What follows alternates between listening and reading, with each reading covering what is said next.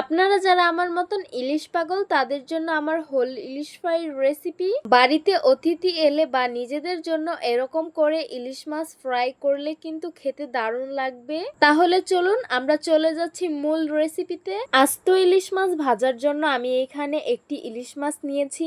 মাছটাকে আমি পুরো শরীরে কেচে নিয়েছি যাতে মাছের গায়ে লবণটা ভালোভাবে ভিজে যায়। আপনারা ছুরি কিংবা বটি দিয়ে মাছটাকে ভালোভাবে কেচে নিবেন। ফুলকোটা আমি ফেলে দিয়েছি আর পেটের ময়লাটাকেও পরিষ্কার করে নিয়েছি। তারপর এখানে পরিমাণ মতন হলুদ মরিচের গুঁড়ো দিয়ে দিব, স্বাদ মতো লবণ দিয়ে দিব।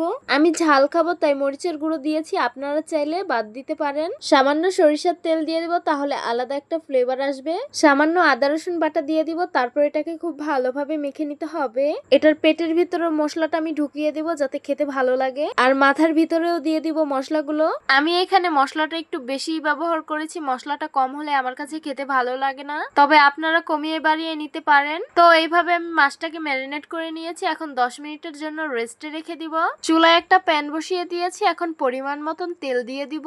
তেলটা আমি সামান্য গরম করে নিয়েছি। ম্যারিনেট করে রাখা আস্ত মাছটাকে দিয়ে দিব। তেলটা বেশি গরম হয়ে গেলে উপর থেকে কুক হয়ে যাবে আর ভিতরে কিন্তু কাঁচাই থেকে যাবে, তাই তেলটাকে অল্প গরম করতে হবে আর চুলার জালটাকে মিডিয়াম আঁচেই রাখতে হবে। মাছটাকে আমি সুন্দরভাবে ঘুরিয়ে ঘুরিয়ে কিন্তু কুক করে নিচ্ছি, দেখতেই পাচ্ছেন। মাছটা কিন্তু এক পাশ কুক হয়ে গেছে, এখন আমি অপর পাশটি ঘুরিয়ে কুক করে নিব।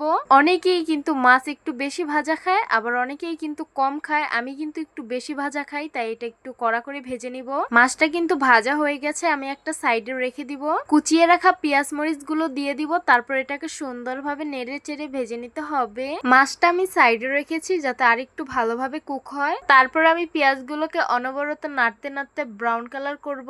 ইলিশ মাছ ফ্রাইয়ের সাথে পেঁয়াজ মরিচ ভাজা যারা খান তারাই জানেন আসলে এটার স্বাদ কত। এখন কিন্তু আমি মাছটাকে উঠিয়ে ফেলবো, না হলে কিন্তু অনেক বেশি ভাজা হয়ে যাবে। পেঁয়াজগুলো কিন্তু ব্রাউন কালার হয়ে আসছে, দেখতেই পারছেন। আমি কিন্তু আগে কোনো মাছই খেতাম না। একদিন আম্মু ইলিশ মাছ ফ্রাই করে ভাত খাইয়ে দিয়েছিল, সেই দিন থেকে কিন্তু আমি ইলিশ পাগল হয়ে গেছি। দেখতেই পারছেন বেরেস্তাটা কিন্তু ভাজা হয়ে গেছে, এখন আমি উঠিয়ে নিব।